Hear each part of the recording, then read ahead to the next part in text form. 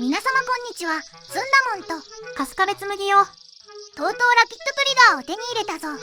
あらよかったじゃない。やっと打ってイングが届い。で打ってイングじゃない。その通りなのだ。これは QW 級といって中国製のラピッドトリガーなのだ。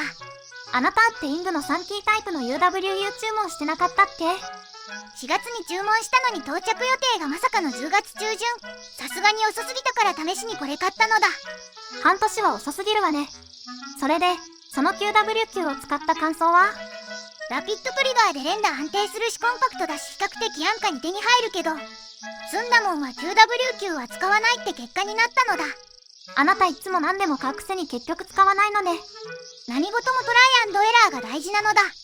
それでは QW 級について解説していくのだ。よろしくずんだもん。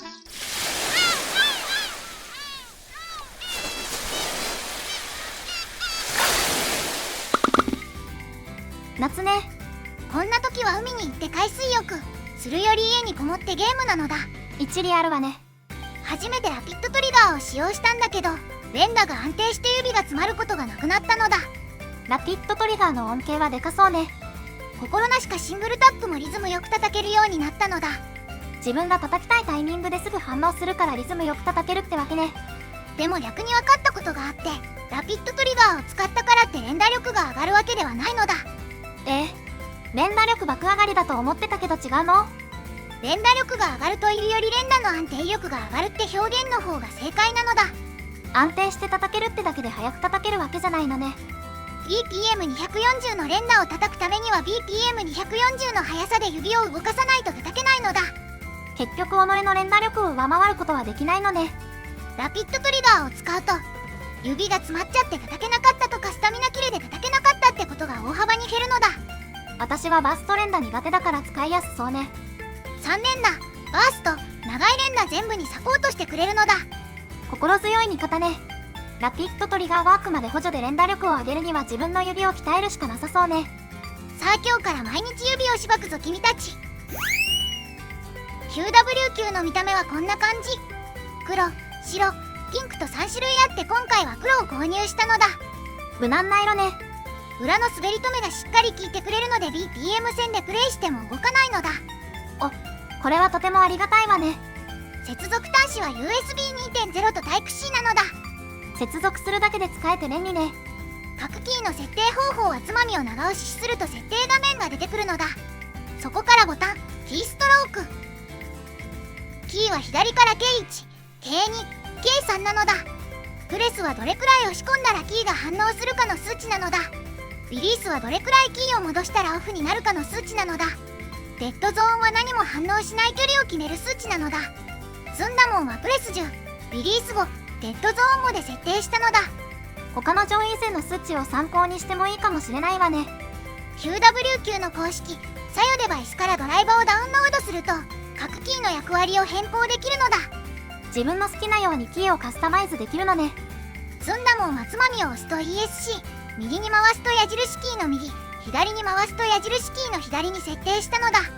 譜面を選ぶときに矢印キーがあると便利よね。ここの設定は好きなように変えてみてね。でもお高いんでしょ？ずんだもんは Amazon で4000円で購入したのだ。ラピッドトリガーが4000円で手に入るって考えたら安いのかもしれないわね。でも海外 SNS のレジットや有名配信者を見る限りみんな10ドルって言ってるから、ここの中国サイトで購入した方が安いのかもしれないのだ。日本円にして約1500円ね。中国語はよくわかんないし面倒だったので Amazon でそのまま買っちゃったのだ。安心安全の Amazon クオリティね。 Amazon は購入後翌日届いたしずんだもんは満足なのだ。できる限り安く買いたい人は中国サイトの方がいいわね。 QW 級を使うメリットしかないように聞こえるんだけど、どうして使わないの？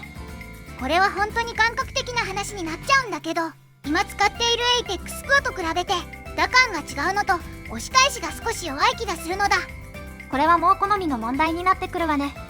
さっきの中国サイトを見てみると白軸和がデロンって書いてあって赤もがデロンだと思ったんだけど、実際キーを確認してみるとオーテムってメーカーらしいのだ。右の赤の方の中国語がオーテムなのかどうかはわからないわね。 Amazon の方はキーの詳細が書いてないのだ。メカニカルスイッチの詳細はあるんだけどね。ということは QWQ 用に作られた磁気スイッチの可能性もあるわけね。ベースは赤軸と同じだと思うんだけどな。オーカーツとキーストロークの数値はどうだったの？メカニカルスイッチの赤軸を見てみると一般的な赤軸と同じでオーカーツは 45g キーストローク 4mm だったのだ。数値は同じだから打感も同じはずなんだけどね。そのはずなんだけど、念願のラピッドトリガーを手に入れてシングルタックも連打も安定するのに使わない理由は本当に打感だけなのだ。人によっては QWQ の方が叩きやすい人もいるわけね。好みの問題だから使ってみないことには始まらないね。比較的安くラピッドトリガーが使いたい人にはおすすめなのだ。この調子だとウフが届いてもあなた使わなさそうね。一理あるのだ。そしてなんと APEX Pro は近々ラピッドトリガーならぬハイパートリガーが実装されるみたいなのだ。あなたはそれが本命ってわけね。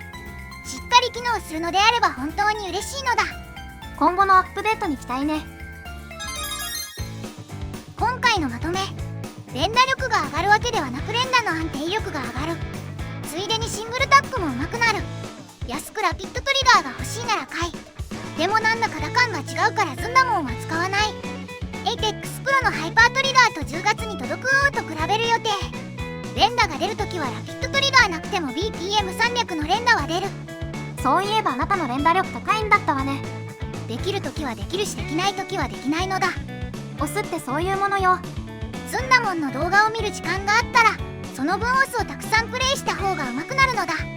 さあ今日もオスで指をしばき倒すの見よう。もっと僕らの動画が見たいと思ったあなた、チャンネル登録と高評価ぜひぜひよろしくお願いしますなのだ。コメントもらえるととても嬉しいわ。